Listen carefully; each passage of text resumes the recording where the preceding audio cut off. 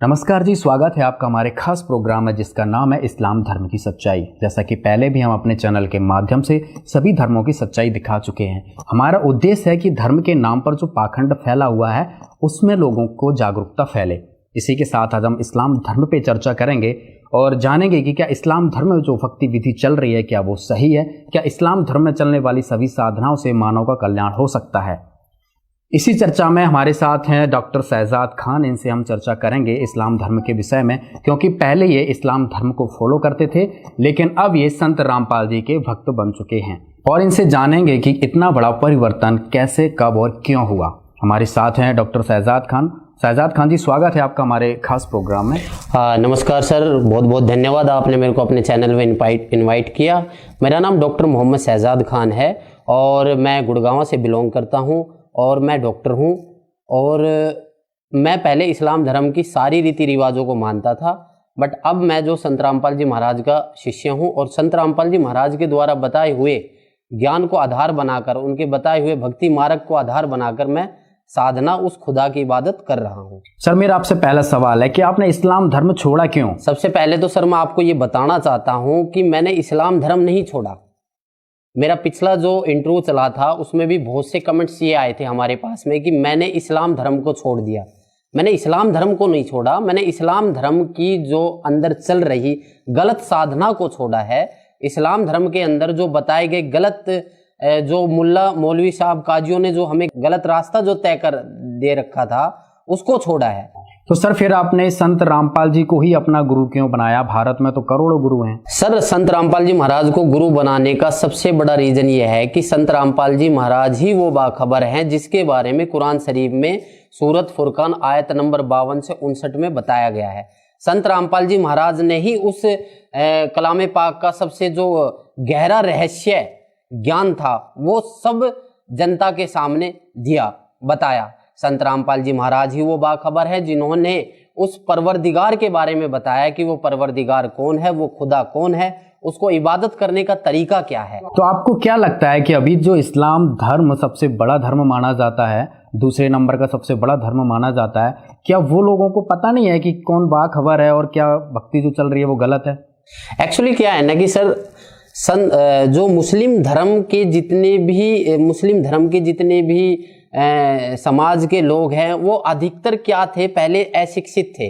जैसे ये शिक्षा आई है, शिक्षा आने के बाद ही सबको पता चलेगा कि वास्तव में ही संत रामपाल जी महाराज वो बाखबर हैं जिन्होंने कुरान शरीफ के बारे में सच्चा ज्ञान, जो कुरान शरीफ का वो संत रामपाल जी महाराज ने ही बताया है। अभी तक जितने भी मौलवी साहब काजियों ने, बच्चा पढ़ने की बजाय बच्चे को मदरसे भेजा जाता था जिसमें अरबी और उर्दू को पढ़ाया जाता था, बट शिक्षा आने से क्या हुआ कि हमें हिंदी और इंग्लिश की भी नॉलेज हुई है।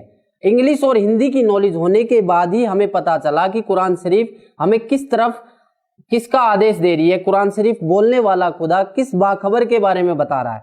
उस बाखबर के बारे में वो बोल रहा है कि उसके बारे में उस खुदा के बारे में किसी बाखबर से पूछ कर देखो वास्तव में वो खुदा कौन है, उस खुदा की इबादत करने का तरीका क्या है, उस खुदा को पाने का रास्ता क्या है।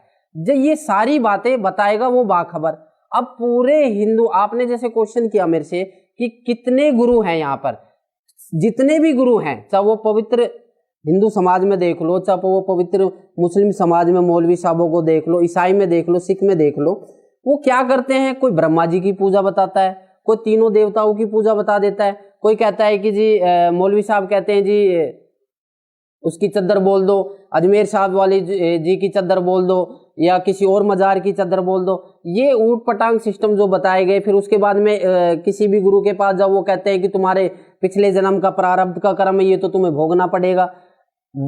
सबसे पहले बात मैं ये बताना चाहता हूँ कि जितने भी संत रामपाल जी महाराज से पहले गुरु आए हैं या गुरु हैं या प्रेजेंट में भी संत रामपाल जी महाराज के अलावा जितने भी गुरु हैं, उन्होंने किसी ने ये नहीं बताया कि कबीर ही वो भगवान है, कबीर साहिब ही वो खुदा है, कबीर साहिब ही वो परवरदिगार है।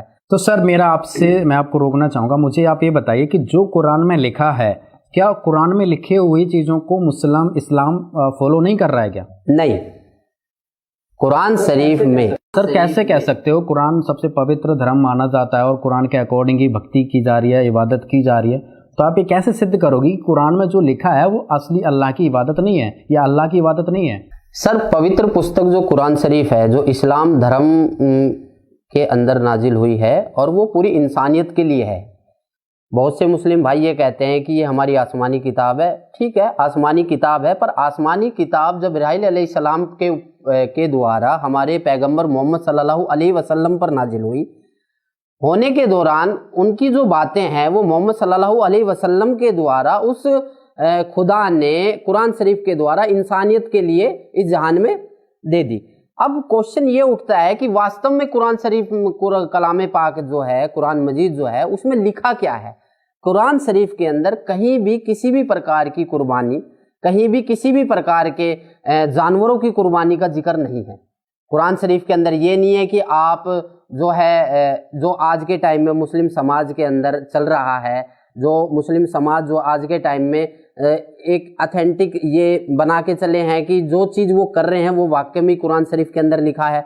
अब आने वाले समय में जो भी त्यौहार आ रहे हैं, त्यौहार पे एक त्यौहार बना दिया खीर का, एक त्यौहार बना दिया बकरे का। अब बकरे का जो त्यौहार बनाया है वो कुरान शरीफ के अंदर बताया गया है कि कुरान शरीफ में ये बोला गया, बताया कि मोहम्मद, जैसे मौलवी साहबों की सुनो तो मौलवी साहब तो ये कहते हैं कि हमारी कुरान शरीफ में बोला गया है कि बकरी की कुर्बानी दो। कहीं भी एक आयत में आप ये बता दो, किसी भी आयत के अंदर आप ये बता दो कि कुरान शरीफ के अंदर ये लिखा है कि इस जानवर की कुर्बानी दी जाएगी। सर, कुरान में तो लिखा है ना कि अल्लाह ने दिया है कि इतने जानवर हमने आपके लिए दिए हैं, इतने खुरवाले दिए हैं। तो इस तरह से ही तो कुरान में ये जो जानवरों की जो हत्या, बकरों की या ऊंट की जो बलि दी जाती है, तभी तो लोग कर रहे हैं, नहीं क्यों करेंगे इस पाप को? कुरान शरीफ की जो आयतें हैं उनका तर्जुमा जिस प्रकार से ये तर्जुमाकारों ने किया है, ये तर्जुमा नहीं है। तो मतलब क्या अल्लाह का आदेश नहीं है कि ये बकरे की बलि दो? या अल्लाह ताला, अब वही सर, यही मैं आप लोगों को इस चैनल के माध्यम से सभी मुस्लिम भाइयों को ये बताना चाहता हूँ कि सबसे पहले हमें ये समझने की ज़रूरत है कि वास्तव में हमारी किताब कुरान शरीफ हमें क्या कह रही है। सबसे पहले हमें ये समझने की ज़रूरत है कि वास्तव में वो खुदा कौन है जिसके बारे में कुरान शरीफ को बोलने वाला खुदा ये कह रहा है कि जिसने आसमान और जो कुछ जमीन इसके दरमियान है, इसको 6 दिन में बनाया और 7वें दिन तख्त पर जा विराजा। उस खुदा के बारे में, उस परवरदिगार के बारे में किसी बाखबर से पूछ कर देखो। यदि कुरान शरीफ को बोलने वाला ही खुदा, वो स्वयं वो परवरदिगार है, तो वो किसी बाखबर की तरफ संकेत नहीं करता। मतलब यहाँ पे मैं आपको रोकना चाहूंगा, क्या कुरान का ज्ञान दाता जिसने कुरान बोली है वो अल्लाह नहीं है? अगर कुरान शरीफ के ज्ञानदाता को ही आप अल्लाह समझते हो, या जिस तरह मुसलमान भाई ये कहते हैं कि पवित्र जो कुरान मजीद है ये खुदा की जुबान है या खुदा का बोला हुआ ज्ञान है, तो वो खुदा ये भी तो कह सकता है कि भाई वो बाखबर मैं हूं, या मोहम्मद वो ए मोहम्मद जिसने आसमान और जमीन जो कुछ इसके दरमियान है उसको बनाया, वो खुदा मैं हूं। उसको बोलने में क्या दिक्कत थी? ये वो डायरेक्शन क्यों दे रहे हैं कि जी भाई उस बाखबर से पूछ कर देखो? तो इससे क्या साबित होता है? इससे यही साबित होता है कि कुरान शरीफ को बोलने वाला खुदा वो कभी भी अपने आप को वो परवरदिगार, वो खुदा का दर्जा नहीं दे रहा। जिसके लिए मुस्लिम भाइयों को बस इतना ही समझने की देर है कि वास्तव में वो खुदा कौन है। वो खुदा कबीर है, जो कि संत रामपाल जी महाराज ने, हाँ, बाखबर संत रामपाल जी महाराज ने इस पृथ्वी पर आके और ये कुरान शरीफ का गहरा ज्ञान हम सभी मुस्लिम भाइयों के सामने रखा। सर, जिस तरह से आप बात कर रहे हो कि कुरान का ज्ञान दाता अल्लाह नहीं है और अल्लाह कोई और है, तो आपको क्या लगता है इस तरह से विवाद नहीं होगा कि जो इस्लाम धर्म है, इतने बड़े बड़े मौलवी हैं, मोहम्मद जी हुए हैं, इतने जो आपके पैगंबर वगैरह, उनको ज्ञान नहीं था कि कुरान का ज्ञानदाता अल्लाह नहीं है? सबसे पहली बात तो ये है कि एक बहुत सी छोटी सिंपल है कि कभी भी किसी भी मुस्लिम समाज के ज्ञान के बारे में यदि कोई सच्चाई बताने की जरूरत करे तो उस पर बवाल बहुत जल्दी खड़ा हो जाता है। मैं ये नहीं कहता कि मेरी बातों से आप बवाल पैदा करो, मैं सिर्फ ये कहता हूं कि कुरान शरीफ को बोलने वाला खुदा क्या कह रहा है। हमें कुरान शरीफ के अकॉर्डिंग चलना है, ना कि कुरान शरीफ के अलावा चलना है। हमें कलाम, जब कुरान शरीफ हमारे ऊपर नाजिल की गई थी तो मोहम्मद साहब ने कहा है कि ये पूरी इंसानियत के लिए नाजिल की गई है। तो ये जरूरी नहीं है कि केवल मुस्लिम समाज ही इस चीज को फॉलो करे। ये हर कोई धर्म के बंदे इस चीज को फॉलो कर सकते हैं कि वास्तव में वो खुदा कौन है। सबसे पहले हमें ये पता लगाना है कि खुदा कौन है। खुदा एज ए मिसाल के तौर पे मैं बताना चाहता हूं कि बहुत से मुसलमान ये कहते हैं कि हम कुरान शरीफ के अलावा किसी और किताब को नहीं मानेंगे या किसी और किताब के ज्ञान को नहीं सुनेंगे। जैसे पवित्र गीता जी, चारों वेद, ये शास्त्र जितने भी हैं, मुस्लिम समाज के जितने भी मौलवी हैं या जो भी एक पर्सन है, वो ये कहता है कि नहीं ये हमारे धर्म की किताब नहीं, हम इनको नहीं पढ़ेंगे। मेरे भाई मैं सिर्फ इतना बताना चाहता हूं कि खुदा, वो कबीर खुदा जो है, एक मिसाल के तौर पर एक सर्टिफिकेट है, और वो सर्टिफिकेट के लिए आपको सारे सब्जेक्ट को पास करना पड़ेगा, तभी जाके आपको वो सर्टिफिकेट मिलेगा। मैं आपसे जानना चाहूंगा, कुरान में कहाँ लिखा है कि कबीर खुदा है, कबीर अल्लाह है? बहुत सी जगह लिखा है। कहाँ लिखा, प्रमाण बताइए। जैसे आपको हमने पहले भी बता रखे हैं, फला तूतियल काफिरन जाहिदुम बिही जिहादन कबीरा, इसके बारे में भी बहुत सी बार जिक्र हो चुका है, बहुत सी बार आप लोगों को बता चुके हैं हम कि कहीं भी कबीर शब्द का अर्थ आता है कबीरन खबीरन, वो अपने बंदों के गुनाहों से खबरदार है, या फिर कबीर है, बड़ा है, मेहरबान है, वो दिखाई देने वाला है, सुनने वाला है, जानने वाला है। तो इसका अर्थ क्या है कि क्या ये कबीर खुदा जो है दिखाई देने वाला, दिखता है जब भी तो दिखाई देने वाला है, सुनता है जब भी तो सुनाई देने वाला है। फिर आप उसको बोल देते हो, मौलवी साहब काजी ये बोल देते हैं कि जी वो तो निराकार है, वो तो बेजून है। बेजून आदमी कभी भी दिखाई नहीं देता, निराकार आदमी को कभी सुनाई नहीं देता। तो हमें क्या पता कि खुदा जो है इंसानी रूप में है, या मेल है, या फीमेल है, या फिर कुछ और है, या वो दिखाई देगा कि नहीं देगा। इस सारी चीजों का ज्ञान जो बाखबर संत रामपाल जी महाराज थे, उन्होंने हमें बताया। तब हमें पता लगा कि वाकई में ही कबीर खुदा है, और उसकी इबादत करने का तरीका भी संत रामपाल जी महाराज ने ही बता रखा है। बहुत से मुस्लिम कहते हैं कि नमाज ही वो एक ऐसी पूजा है जिससे हम जो है खुदा के उस जन्नत में चले जाएंगे, जहां से जाने के बाद इस संसार में दोबारा नहीं आएंगे। तो क्या नमाज ही वो सबक है? इसकी जानकारी लेनी चाहिए। बस हमें ये पता होना चाहिए कि नमाज वाकई में ही वो इबादत करने का तरीका जहां जिसको पढ़ने के बाद हम जन्नत में चले जाएंगे। एक तरफ तो कहते हैं खुदा निराकार है, दूसरी तरफ कहते हैं कि खुदा हमें कयामत के दिन मिलेगा। तो खुदा जब निराकार है तो कयामत के दिन हमें कौन मिलेगा? फिर एक तरफ कहते हैं कि हम एक बार कब्र में जाने के बाद में, जब हमारा इंतकाल हो जाता है और हमें कब्र में दफना दिया जाता है, इंतकाल होने के बाद में जब हम कब्रिस्तान में होते हैं तो कहते हैं कि हम कयामत के दिन उठेंगे। जबकि वास्तव में ज्ञान जो बाखबर संत रामपाल जी महाराज ने हमें दिया है वो ये है कि हमें 84 लाख योनियां तो भोगनी ही पड़ेंगी, चाहे हम हिंदू हैं, चाहे मुस्लिम है, चाहे सिख है, चाहे ईसाई है। खुदा ने धर्म नहीं बनाया, खुदा ने धर्म नहीं बनाया, धर्म तो केवल इंसान ने ही बनाया और इनको फॉलो कर रहे हैं। खुदा ने एक इंसान को बनाया, और इंसान को इसलिए बनाया कि ये एक मनुष्य जन्म इसलिए मिला ताकि इसी मनुष्य जन्म के अंदर हम अच्छे और बुरे की पहचान करके, खुदा और शैतान की पहचान कर कर, खुदा की इबादत करके उस जन्नत में चले जाएं, उस इबादत को ग्रहण करके, उस बाखबर की खोज करके उस जन्नत में चले जाएं, जहां जाने के बाद इस शैतानी लोक में हम नहीं आ सकते। एक ये तरीका है जो बाखबर संत रामपाल जी महाराज ने हमें बताया है। सर मेरा एक सवाल यह है कि अगर कोई मुस्लिम भाई या मुस्लिम समाज का व्यक्ति कहता है कि भाई जब कुरान का ज्ञानदाता भगवान नहीं है, जिसको कुरान ने बोली वो अल्लाह नहीं है, तो फिर वो कौन है? इस टॉपिक को आप अगर कोई भी मुस्लिम भाई या बहन या कोई भी मुस्लिम बिरादरी अगर इस टॉपिक को समझना चाहते हैं तो सबसे पहले मैंने आपको एक बात और बताई थी कि खुदा के बारे में जानने के लिए आपको सभी किताबों का पढ़ना पड़ेगा। पवित्र हिंदू समाज के अंदर जितने भी गुरु हैं ये कहते हैं कि ये जो गीता जी ऑथेंटिक है, गीता जी ऑथेंटिक है, तो गीता जी को बोलने वाला खुद ब्रह्म ये कह रहा है कि उस परमपिता परमेश्वर की शरण में जा अर्जुन, जिसकी शरण में मैं भी हूं, इसके लिए किसी तत्वदर्शी संत की तलाश कर। तो इसका मतलब गीता जी पूरी तरीके से कंप्लीट बुक नहीं हुई। इसी प्रकार कुरान शरीफ को बोलने वाला खुदा ये कह रहा है कि जिसने आसमान और जो जमीन जो कुछ इसके दरमियान है सबको 6 दिन में बनाया और 7वें दिन तख्त पर जा विराजा, उसके बारे में किसी बाखबर से पूछ कर देखो। वो नहीं जानता, वो तो साफ मना कर रहा है, वो नहीं जानता कि वो बाखबर कौन है, वो खुदा के बारे में बताएगा, उस बाखबर की तलाश करो।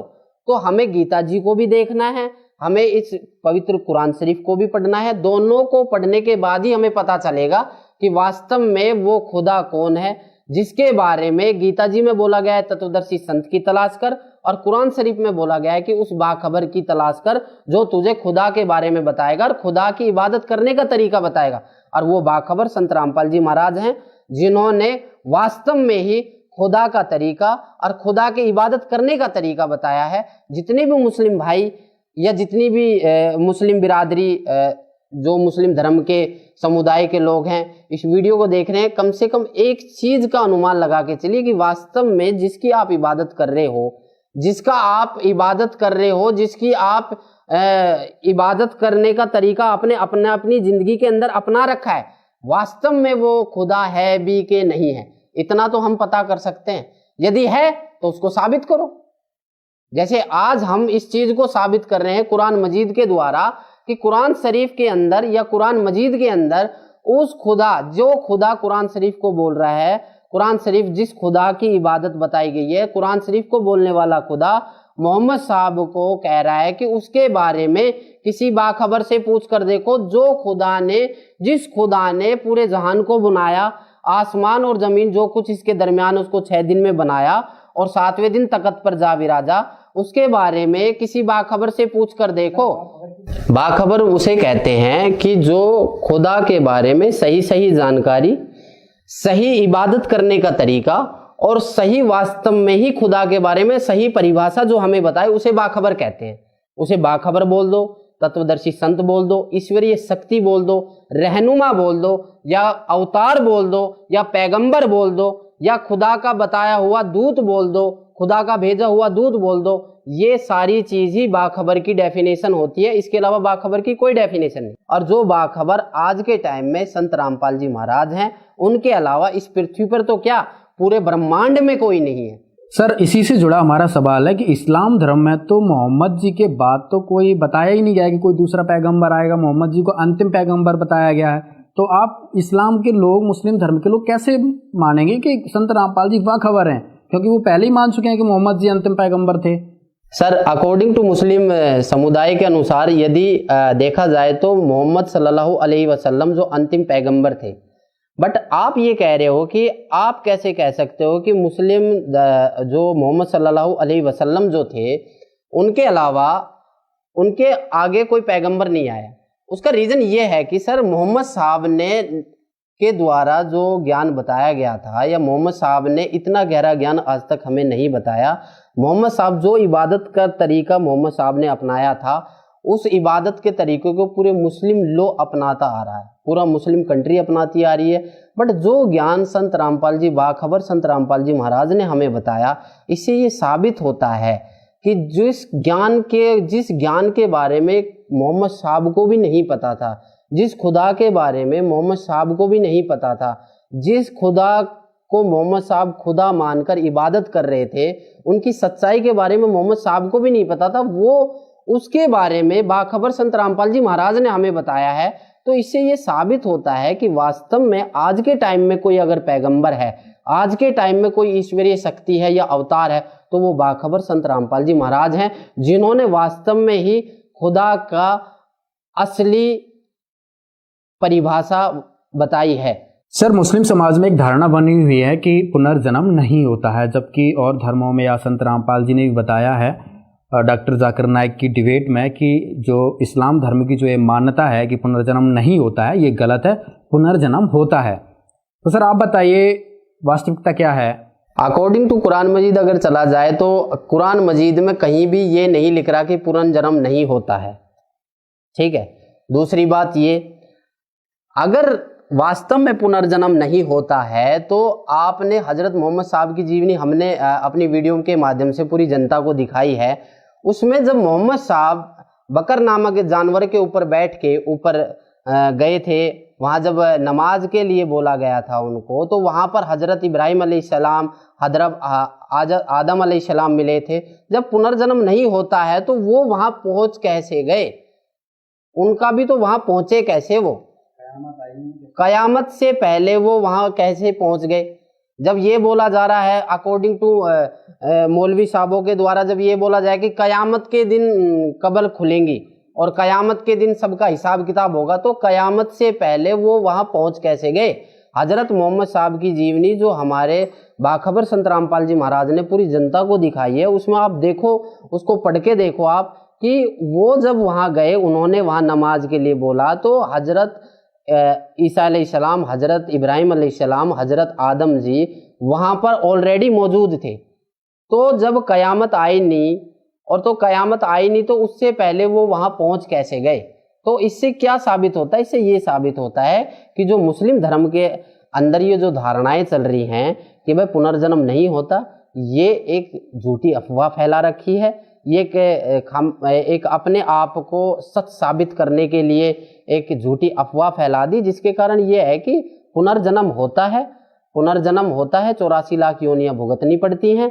ये सारी चीजें प्रक्रिया आम जीव के साथ होता है। कुरान में कहीं ऐसा लिखा है कि पुनर्जन्म होगा, या ऐसा कोई प्रमाण है इसका? कुरान मजीद के अनुसार अगर चला जाए तो सूर्य अंबिया आयत नंबर 103 में लिखा हुआ है कि हम आसमानों को पहले की तरह दोबारा लपेट देंगे। कुरान शरीफ को बोलने वाला खुदा ये कह रहा है कि हम आसमान और ज़मीन को दोबारा लपेट देंगे, और हम ये करेंगे, और ये करना भी ज़रूरी है, और हम पहले भी कर चुके हैं। तो इसका मतलब ये हुआ कि ये प्रक्रिया चलती रहती है, चलती रहती है, चलती रहती है।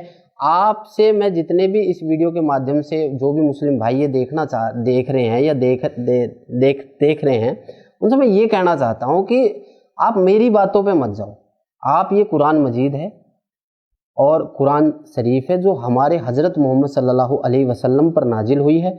आप इस किताब को आप हिंदी में, इंग्लिश में, जो भी भाषा के आप जानकार हो उसमें खरीद कर आप इसको पढ़ के देखो, और हमारे ज्ञान जो हमारे बाखबर संत रामपाल जी महाराज ने जो ज्ञान दिया है कुरान शरीफ, उसको मिलान करके देखो।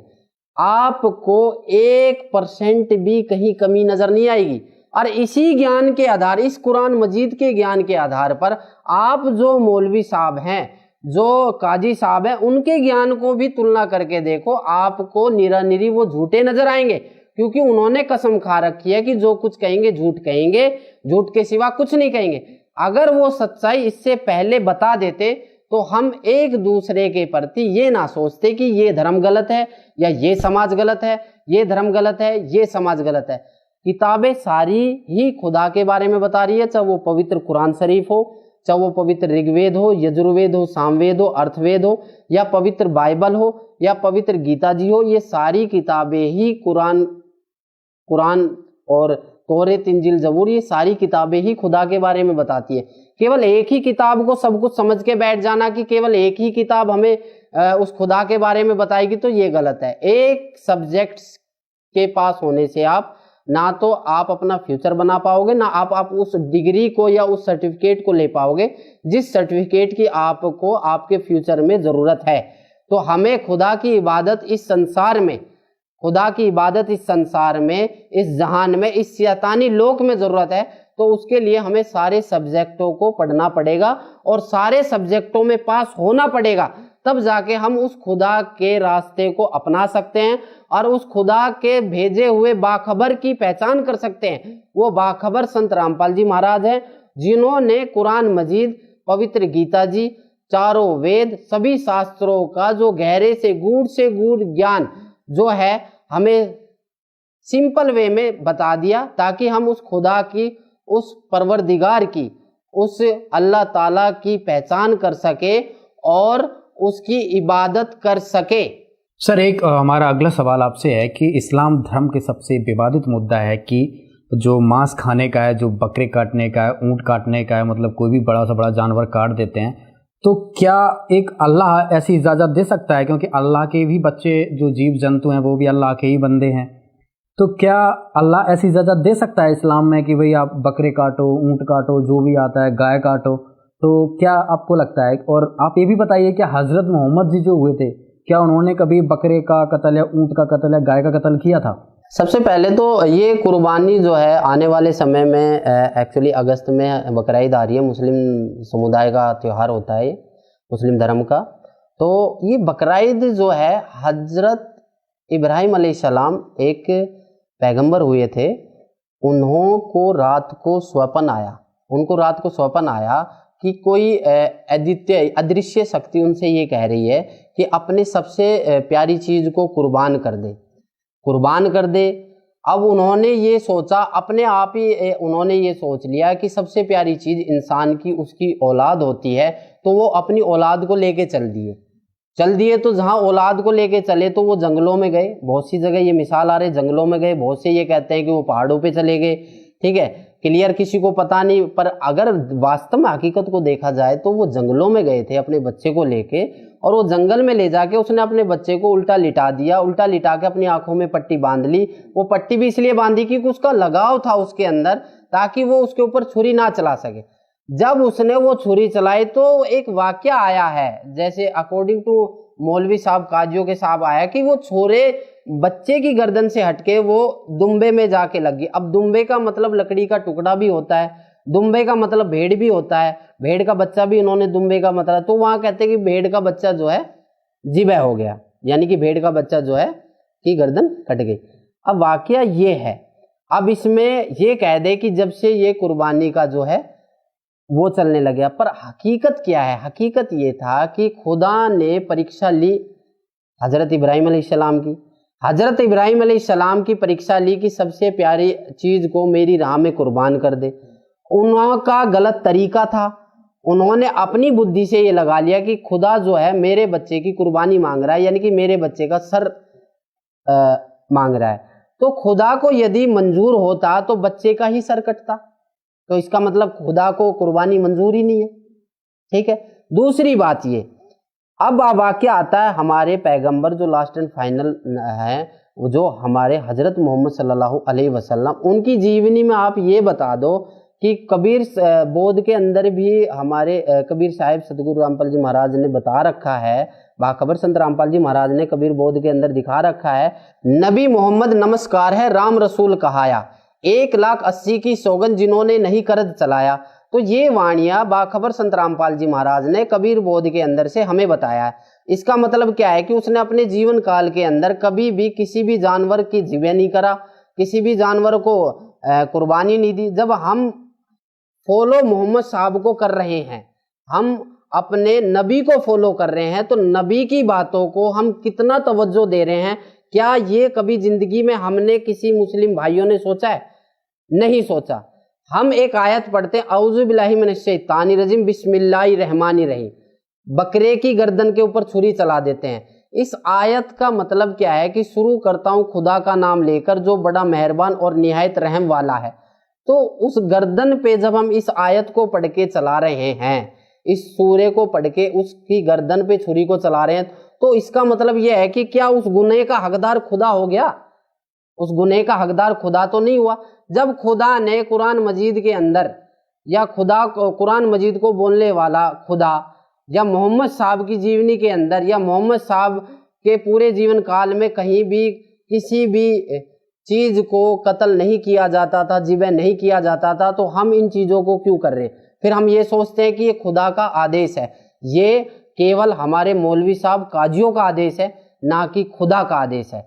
जिस दिन हम इस बात को समझ जाएंगे, उस दिन हमें वाकई में पता लग जाएगा कि जितने बकरों की, या जितने मुर्गों की, जितने गायों की, या जितने 4 पैर के जानवरों की हम जिबह कर रहे हैं, उनका कितना भारी गुनाह हमें अपनी जिंदगी के अंदर और आने वाले यहाँ से जब हम इंतकाल होने के बाद जब हमें भुगतने पड़ते हैं, वो कितना एक जो सर्कल जो बाखबर संत रामपाल जी महाराज ने बता रखा है, उसके हिसाब से यदि हम ज्ञान को आधार बनाकर देखा जाए तो कितना बड़ा गुनाह और कितना बड़े पाप के भागीदार बन रहे हैं। शहजादी, जैसा कि आपने बताया आपके पैगंबर को सपने में या फिर एक ऐसी अदृश्य आवाज़ आई कि भाई अपनी प्यारी चीज़ को कुर्बानी दो, तो उन्होंने अपने लड़के की कुर्बानी देने के लिए चले।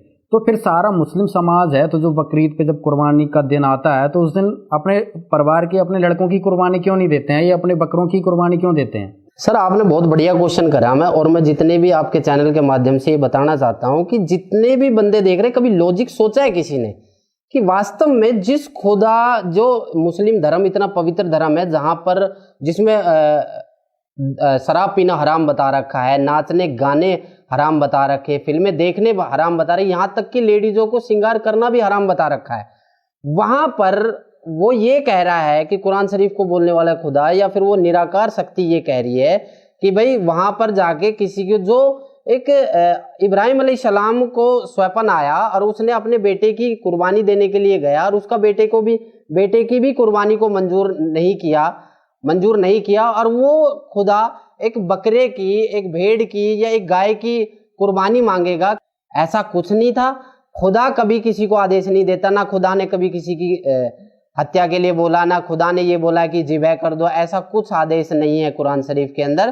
खुदा जो है वो खुदा तो ये कहता है कि सभी खुदा के बच्चे, और उस खुदा की पहचान करके और बाखबर संत रामपाल जी महाराज की पहचान करके खुदा की इबादत को ग्रहण करो और खुदा की इबादत करके जन्नत में जाओ। शहजाद खान जी, मेरा आपसे अगला सवाल है, क्या मांस खाना खुदा का आदेश हो सकता है? जो पूरा मुस्लिम समाज मांस खा रहा है, अब तो हिंदू भी खाने लगे हैं, ईसाई भी खाने लगे, ईसाई तो खाते हैं और सिख भी खाते हैं, तो जो कुरान में मांस खाने का दावा किया जाता है और कुरान का और अल्लाह का जो रेफरेंस लिया जाता है, अब तो इस्लाम में काफ़ी आपका बचपन वहीं से गुजरा हुआ है, तो आप कैसे आप इस चीज़ को समझ रहे हैं जब से संत रामपाल जी की शरण में आप आए हैं? देखो, मुसलमान धर्म के अंदर जो मांस खाने का प्रावधान है और उसको मौलवी साहब या काजी साहब ये कहते हैं कि कुरान शरीफ को बोलने वाला खुदा मांस खाने के लिए बोल रहा है। सबसे पहले तो कुरान शरीफ एक आसमानी किताब, पहली किताब नहीं है, इससे पहले भी 3 किताब और नाजिल हो चुकी है इस जहान के अंदर, जो कि जिसके अंदर मांस खाने का कोई आदेश नहीं है।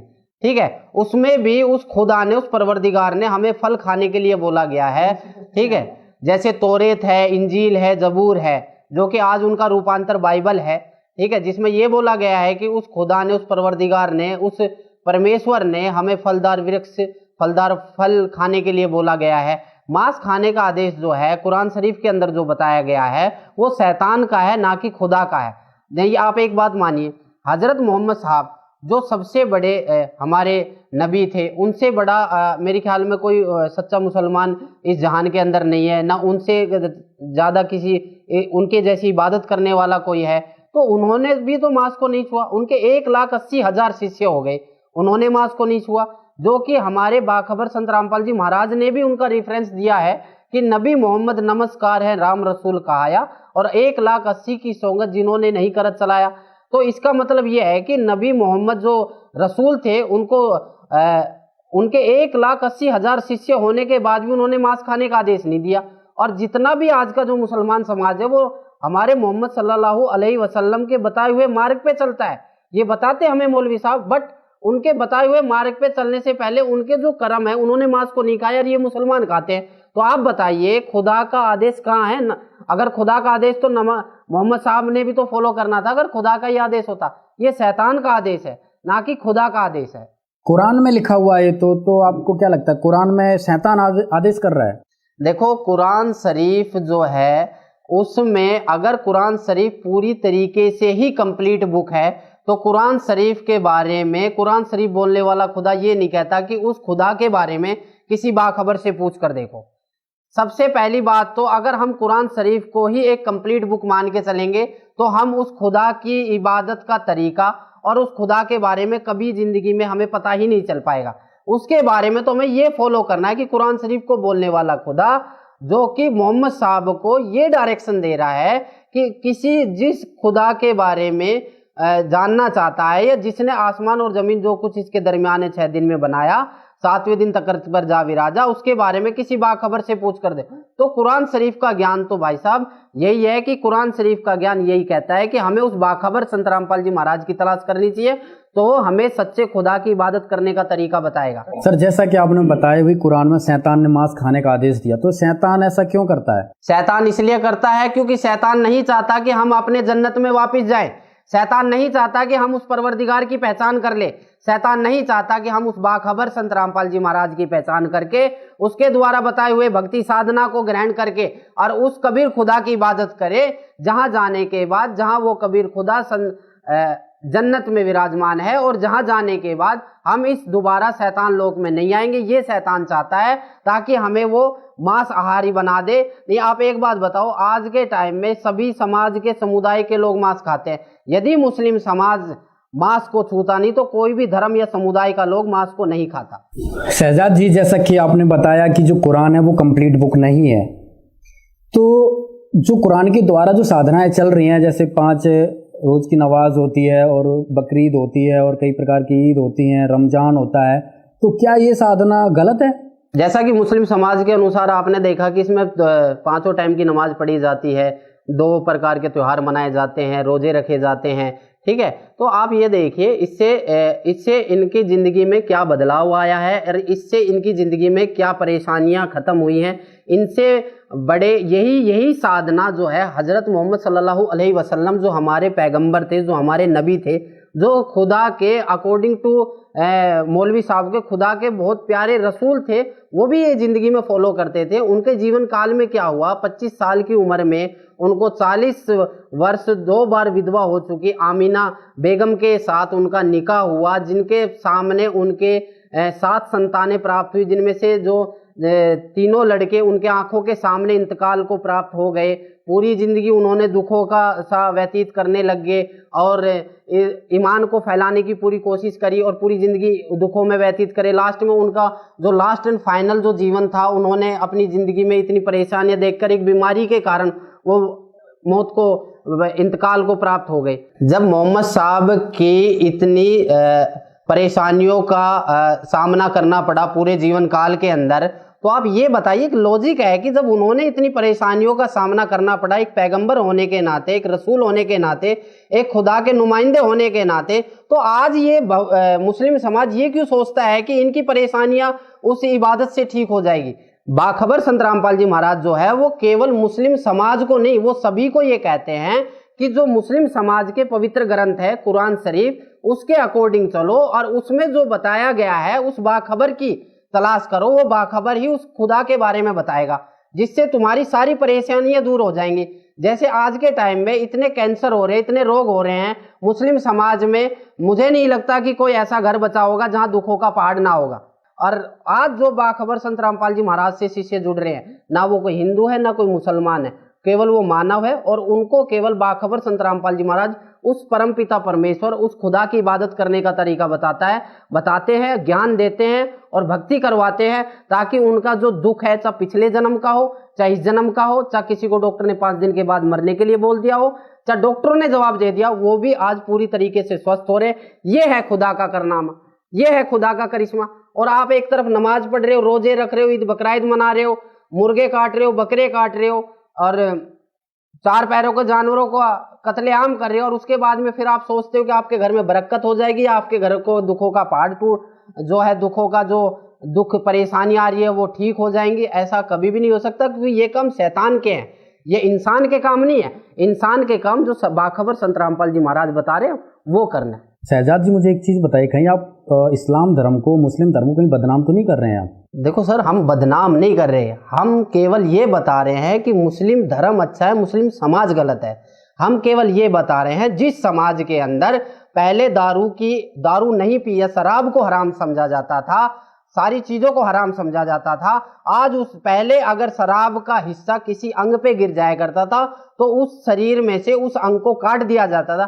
जहां पर शराब को इतना हराम समझा जाता है, वहां पर इस तरह की मांस खाना या फिर अश्लील हरकतें करना या फिर डांसबाजी करना या ये जो भी ये सांसारिक चीजें हो रही है उनको इन्वॉल्व करके और ये कह दे कि ये खुदा का आदेश है, हम इस चीज को गलत कर रहे हैं कि कुरान, पूरा मुस्लिम समाज जो है कुरान शरीफ के अनुसार बोला गया जो है ज्ञान, उसके अनुसार नहीं चल रहा। बस इतना बात है। हम किसी धर्म को बदनाम नहीं कर रहे, हम किसी समाज को बदनाम नहीं कर रहे। हम समाज में जो गलत कुरीतियां चल रही है, हम समाज में जो गलत बातें चल रही है, हम समाज के अंदर जो गलत अपनी तरफ से जो बना रखी मनगढ़ंत कहानियां, जो पाखंडी बना रखे हैं, जो मनगढ़ंत मनमाना आचरण चला रखा है, उसको गलत साबित कर रहे हैं, ना कि हम किसी धर्म को या किसी समाज को बदनाम कर रहे हैं। हमारा धर्म और समाज से कोई वास्ता नहीं है। हम तो केवल ये बताते, जीव हमारी जाति है, मानव धर्म हमारा, हिंदू मुस्लिम सिख ईसाई धर्म कोई नहीं आ रहा, जो कि हमारे बाखबर संत रामपाल जी महाराज का नारा है। सर, एक चीज और मैं आपको ये बताना चाहता हूं कि जो ये कुरान शरीफ का ज्ञान है, जैसे आप बता रहे हो बार बार कि शैतान, अगर कुरान शरीफ का ज्ञान आज आप अगर आपके पास में कुरान मजीद है तो आप उसको खोल के देखो, आपको 5वें पेज पे मिलेगा कि कुरान शरीफ उतरने का संग्रहण, मतलब कुरान शरीफ किस प्रकार उतारी गई थी, कुरान शरीफ किस प्रकार नाजिल की गई थी। सबसे पहली नाजिल हुई थी कि कुरान शरीफ को बोलने वाला खुदा अपना एक फरिश्ता भेजता है जिसका नाम है जिब्राइल अलैहिस्सलाम। उसमें विवरण आता है आगे चल के कि वो एक वही लेकर आता है जिसमें घंटी जैसी मालूम होती है। यह मोहम्मद साहब को इतना कष्ट होता था इसमें कि मोहम्मद साहब खुद इस बात को बोल रहे हैं उसके अंदर कि इसमें उनकी जान सी निकल जाती है। तो आप बताइए क्या ये खुदा का काम है? आप एक रहम वाला एक तरफ बोल रहे औज़ु बिल्लाहि मिनश शैतानिर रजीम बिस्मिल्लाहिर रहमानिर रहीम, शुरू करता हूँ खुदा का नाम से जो बड़ा मेहरबान और रहम वाला है। तो क्या ये रहम के काम है? तो इससे ये साबित होता है, इससे एक तो ये साबित होता है कि खुदा जो कुरान शरीफ को बोलने वाला ज्ञान है, ये कुरान शरीफ को जो बोला गया है या नाजिल की गई है वो बड़ा कष्टदायक था।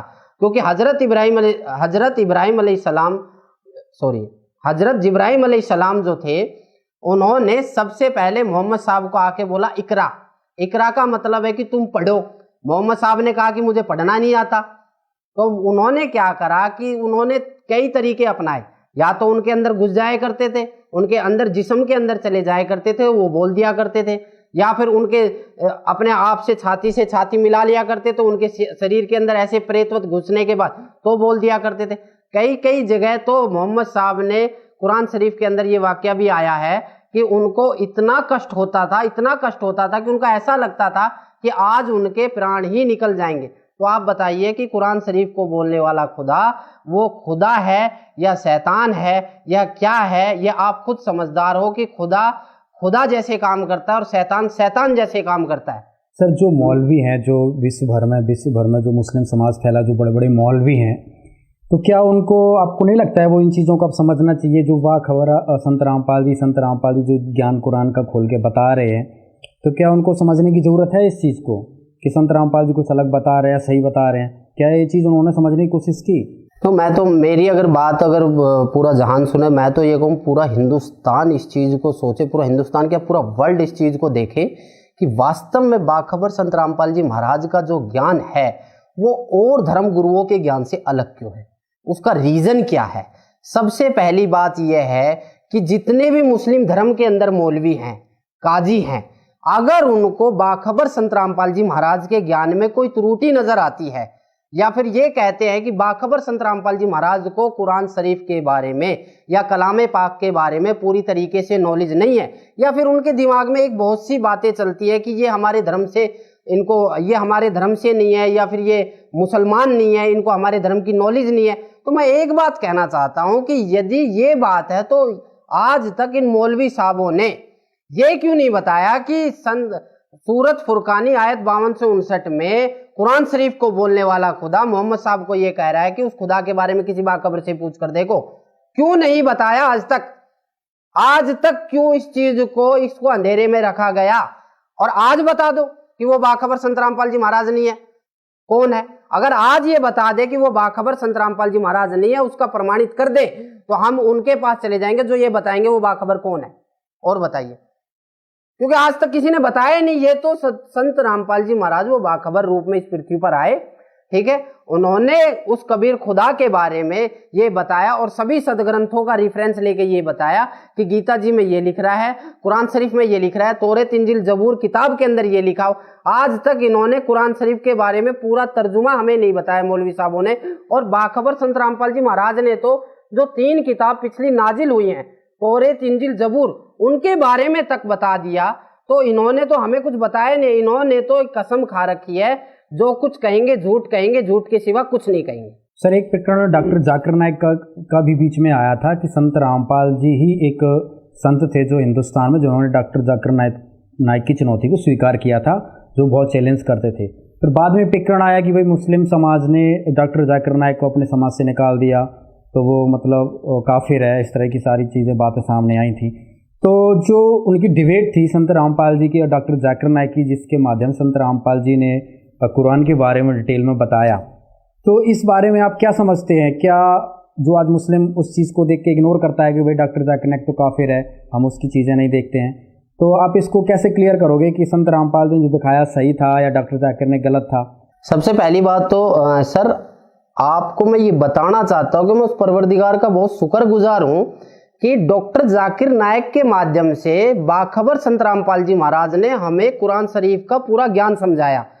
अगर ये कहते हैं मुस्लिम भाई कि डॉक्टर जाकिर नायक जो है बहिष्कार कर दिए गए हैं, या डॉक्टर जाकिर नायक जो है निकाल दिए गए हैं, या उनको काफिर घोषित कर दिया, या वटेवर जो भी है, मैं डॉक्टर जाकिर नायक से कोई वास्ता नहीं है। मैं ये कहता हूं कि डॉक्टर जाकिर नायक को क्यों देख रहे हो आप डिबेट में ये देखो कि संत रामपाल जी महाराज ने, वो बाखबर संत रामपाल जी महाराज ने कुरान मजीद का ज्ञान समझाया है, कुरान मजीद को खोल के दिखाया है, ना कि डॉक्टर जाकिर नायक को खोला है। कुरान मजीद के अंदर जो बातें लिखी हुई है, कुरान मजीद के अंदर जो आयतों का तर्जुमा कर रखा है, वो कुरान मजीद को खोल के दिखाया। तो आप डॉक्टर जाकिर नायक को क्यों मान रहे हो? आप जो कुरान मजीद के अंदर बातें उनको तो मानो। अगर आप मुसलमान हो तो कुरान मजीद के अनुसार चलो, आप डॉक्टर जाकिर नायक के अनुसार क्यों चल रहे हो? ये तो खुदा का लाख लाख शुक्र है जो डॉक्टर जाकिर नायक साहब जी ने डिबेट के लिए आमंत्रित कर लिया, और एक बाखबर संत रामपाल जी महाराज जिसका किसी को नहीं पता था, जिसका ये भी नहीं पता था कि भाई वो एक मुस्लिम समाज से नहीं, क्योंकि हमें तो यही बताया गया था कि कुरान शरीफ को पढ़ने का अधिकार केवल मुसलमानों को है। पर एक बाखबर संत रामपाल जी महाराज, उन्होंने एक ऐसे ज्ञान को जो काफी सालों से कुरान मजीद के अंदर दबा हुआ था, उसको सभी मुसलमान भाइयों के सामने रख दिया। और आज मुस्लिम भाई ज्ञान को इग्नोर करके डॉक्टर जाकिर नायक को पकड़े बैठा है, और वो डॉक्टर जाकिर नायक को इग्नोर करके अगर कलामे पाक कुरान शरीफ के ज्ञान को पकड़ ले तो उसकी जिंदगी में चेंजिंग आ सकती है।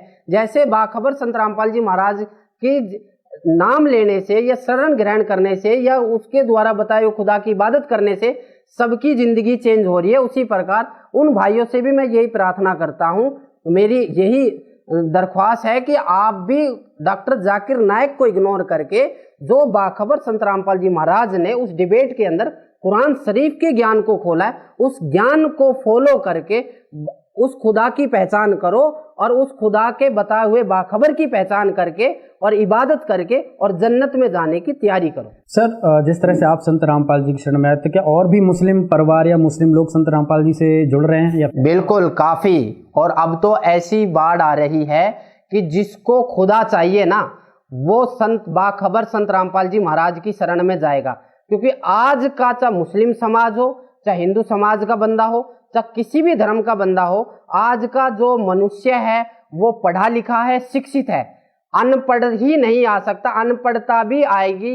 अनपढ़ता के कारण ही आज लग मुस्लिम समाज जो है उस खुदा की पहचान नहीं कर पाया।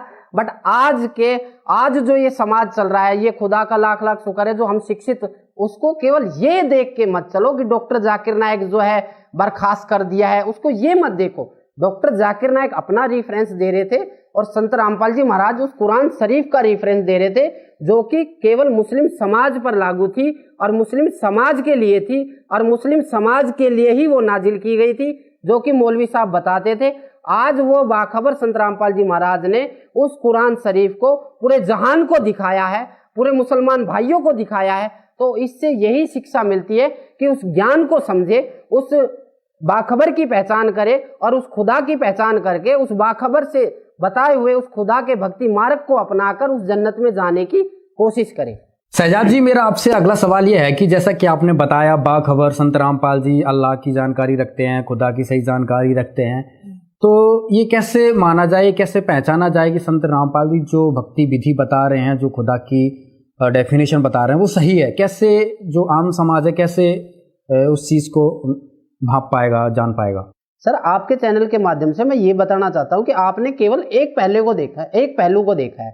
आपने ये नहीं देखा कि शहजाद जो है, जो मैं शहजाद जो हूँ, वो चल तो मैं कुरान शरीफ के अकॉर्डिंग ही रहा हूँ, पर उसका रीजन ये है कि हमारी कुरान शरीफ के अंदर ये बताया गया है, और पवित्र गीता जी में भी ये बताया गया है, अध्याय नंबर 17 के श्लोक नंबर 23 में ये बताया गया है कि जो बाखबर होता है या जो तत्वदर्शी संत होता है वो 3 प्रकार की भक्ति देता है। जैसे अध्याय नंबर 7 के श्लोक नंबर 23 में ओम तत्सत, ओम तत्सत, और इसी प्रकार आयत नंबर 42 के सूरा नंबर 42 के आयत नंबर 1 में एन सिन काफ, जो ये तीनों साधना के बारे में बताता है, वो बाखबर होता है, और वो बाखबर संत रामपाल जी महाराज ने ही हमें बताया है।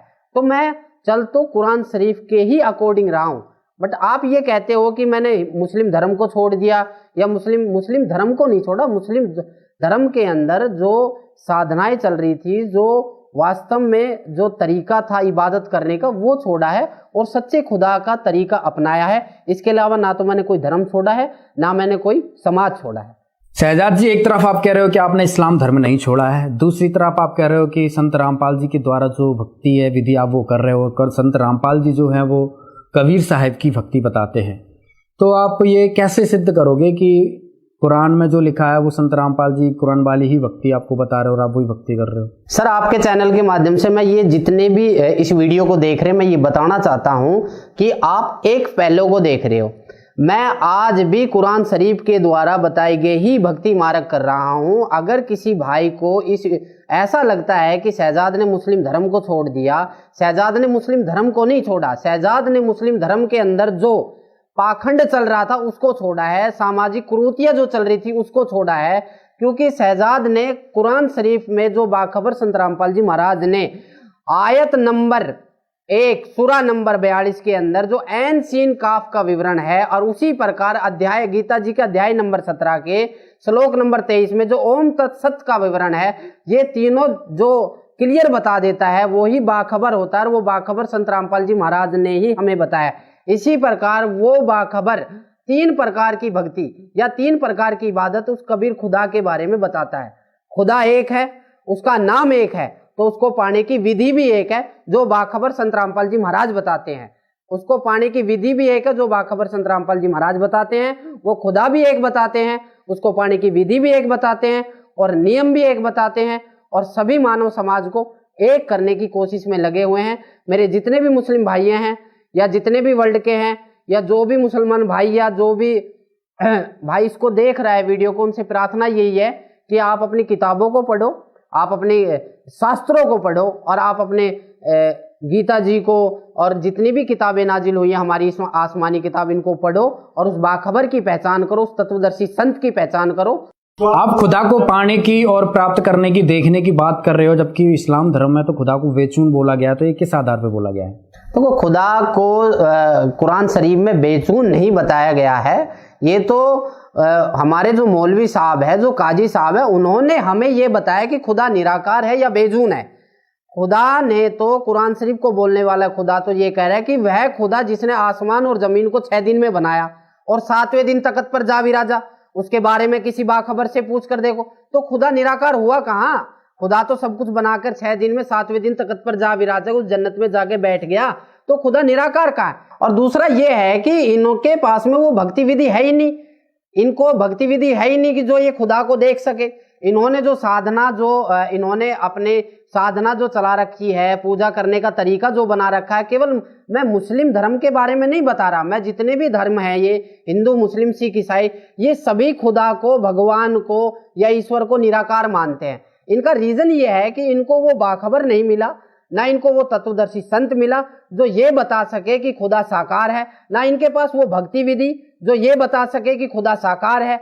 ये जब इनके पास में ये भक्ति विधि नहीं थी, तो इनसे जब पूछा गया कि भाई खुदा साकार है या निराकार है, तो इन्होंने अपने ही मन के विचार बता दिए कि खुदा निराकार है, क्योंकि इनको वो चीज नहीं मिली तो इनके लिए वो निराकार है। और आज बाखबर संत रामपाल जी महाराज ने सभी वेदों, सभी शास्त्रों का रिफरेंस देके उस कबीर खुदा को साकार साबित कर दिया, तो ये कह रहे कि खुदा फिर भी निराकार है। तो इन्होंने तो जी यही कहा रखे है कि जो कुछ कहेंगे झूठ के सिवा कुछ नहीं कहेंगे। वास्तव में कबीर जो है खुदा साकार है। सर, एक प्रकरण और आता है कि वहाँ पे जिंदा महात्मा की बात आ रही है कुरान में कि आप उस जिंदा पर भरोसा रखो। तो ये जिंदा महात्मा, जिंदा कौन थे जो मोहम्मद जी को मिले थे? मोहम्मद सल्लल्लाहु अलैहि वसल्लम जो हमारे प्यारे पैगंबर नबी थे, जिन्होंने इस्लाम धर्म को फैलाया, उनके बारे में एक वाक्य आता है कि मोहम्मद साहब को वो जिंदा महात्मा के रूप में मिले। अब ये वाक्य क्या है? ये वाक्य ये है कि जब मोहम्मद साहब जो थे अपने शिष्यों के साथ बैठे हुए थे, या मोहम्मद साहब जो थे अपने शिष्यों के साथ बैठे हुए थे, तो क्या हुआ था कि एक मुसलमान जो था अपने बकरे बच्चों के साथ में जा रहा था, तो एक तगड़े बकरे ने एक नॉर्मल बकरे को आपस में लड़ाई हो गई, जिसकी कारण से नॉर्मल बकरा जो है वहीं इंतकाल को प्राप्त हो गया। तो वो मुसलमान रोने लग गया था। जब वो मुसलमान रोने लग गया था तो मोहम्मद साहब वहां बैठ के जो साधना कर रहे थे उठ के आए और बोले कि मुसलमान होके रोता है, तो उन्होंने उस बकरे के पीठ पे हाथ थपथपाया और उस बकरे को जिंदा कर दिया। ये वाक्य जब स्टार्ट हुआ था तो सभी उस बकरे चराने वाले ने सभी को सूचित कर दिया कि मोहम्मद साहब ने जो है मेरे मरे हुए बकरे को जिंदा कर दिया। तो कोई भी बंदा उसकी बात पे विश्वास नहीं कर रहा था। तो एक दिन मुकर्रर किया गया। उस दिन मोहम्मद साहब ने ये कहा था कि मैं एक गाय को काटूंगा और उसको दोबारा जिंदा करूंगा। तो वहाँ हजारों की संख्या के अंदर लोग बाग इकट्ठे हो गए थे इस वाक्य को देखने, इस नज़ारे को देखने के लिए। तब वहाँ जब वो आए थे तो मोहम्मद साहब ने वो काट तो दी थी, वो कट तो गई थी, पर वो जिंदा नहीं कर पाए। तब मोहम्मद साहब ने उस अल्लाह कबीर को याद किया था। ये वाक्य सभी मुसलमान भाइयों को यदि नहीं पता तो मोहम्मद साहब की जीवनी में पढ़ें और देखें वास्तव में हुआ क्या था। तो जब वो जिंदा महात्मा के रूप में मिले थे, उनको वो जिंदा महात्मा के रूप में मिले थे, केवल मोहम्मद साहब को दिखाई दे रहे थे और किसी को दिखाई नहीं थे। इसलिए बार बार कुरान शरीफ के अंदर ये जिक्र आता है, कलाम पाक की बहुत सी आयतों के अंदर ये जिक्र आता है कि ऐ पैगंबर उस जिंदा महात्मा के ऊपर विश्वास कर, वो जिंदा महात्मा के ऊपर विश्वास कर। तो वो जिंदा महात्मा वो कबीर खुदा थे जिन्होंने आके मोहम्मद साहब की गाय को जिंदा किया और मोहम्मद साहब को बोला कि भक्ति करो, खुदा की इबादत करो। फिर भी मोहम्मद साहब किसी कारणवश नहीं माने और उसकी भक्ति से वंचित रह गए। एक बात और है कि तौरात, इंजील, जबूर जो किताब है, जो इस्मानी किताब है, जो कुरान शरीफ से पहले नाजिल हुई है, उनका रूपांतर बाइबल है, जिसमें बोला गया है कि उस परमेश्वर ने, उस ईश्वरीय शक्ति ने, उस परवरदिगार ने 6 दिन में सृष्टि, पहले दिन में ये बनाया, दूसरे दिन में ये बनाया, ऐसे ऐसे करके 6 दिन में उसने सभी सृष्टि को रचना करी और 7वें दिन तख्त पर जा विराजा। बट आगे चल के बहुत सी किताबों के अंदर, कुरान शरीफ के अंदर या अपनी बाइबल के अंदर या तौरात, इंजील, जबूर के अंदर भी कहीं भी मांस खाने का प्रावधान बोला गया है तो वो उस खुदा का आदेश नहीं है। उस खुदा ने तो 6 दिन में सृष्टि को रचा, 7वें दिन तख्त पर जा विराजा, उसका खुदा का आदेश नहीं है। मिसाल के तौर पर यदि एक बाप एक मकान को 6 दिन में बना रहा है, उसकी सारी चीज करके, और 7वें दिन उसकी चाबी अपने बेटे को देके चला जाए और आगे चल के उसका बेटा उस मकान के नक्शे को चेंज कर दे और उसका ही प्रावधान उसके बाप को दिया जाए या उसका जो नक्शा चेंज करा उसका जिम्मा उसके पिताजी को दिया जाए, तो ये गलत है। ये आगे चल के ये शैतान का लोग था, शैतान ने ये चीजें मांगी थी, तो शैतान को सारी चीजें सुख सुविधा देने के बाद वो कबीर परमेश्वर, वो कबीर खुदा अपने उस जन्नत में जाके विराजमान हो गए। और उसके बाद में आगे चल के अगर किसी भी किताब के अंदर या किसी भी ग्रंथ के अंदर मांस खाने का प्रावधान है तो वो शैतान का है, ना कि कबीर खुदा का है। उस सच्चे खुदा ने केवल हमें फल खाने के लिए बोला है और हरी सब्जियां खाने के लिए बोला, इसके अलावा उस सच्चे खुदा ने कुछ नहीं बोला। बल्कि ये जो आगे चल के उन्होंने इस जहान को शैतान को दे के, क्योंकि सबको पता है, जितने भी मुसलमान भाई इस वीडियो को देख रहे हैं वो सब जानते हैं कि हम अपनी गलती की वजह से इस लोक में आए और ये शैतानी लोक है। उसके बारे में बाखबर संत रामपाल जी महाराज बता रहे हैं और उनसे आइए। और लाखों मुसलमान जो है हमारे वीडियो को देख के, हमारे चैनलों को देख के, हमारे जो बाखबर संत रामपाल जी महाराज के सत्संग को सुनकर लाखों मुसलमान जो है, केवल हिंदुस्तान के नहीं अदर कंट्रियों के मुसलमान भी बुक मंगवा रहे हैं। उन बुकों को पढ़ के बाखबर संत रामपाल जी की शरण में आ रहे हैं और लाखों जो करोड़ों कष्टों से दुखी थे उन कष्टों का निवारण बाखबर संत रामपाल जी महाराज की शरण में आके उनके हो रहे हैं। और आप इंटरव्यू भी देख रहे हो, तो मेरी जितने भी वीडियो को देख रहे भाई और बहनों से ये अपील है, गुजारिश है, प्रार्थना है, नरम निवेदन है कि आप भी इस वीडियो के माध्यम से जो हमारे बाखबर संत रामपाल जी महाराज की बुकें हैं उनको मंगवाओ, जो सभी सदग्रंथों से प्रमाणित है।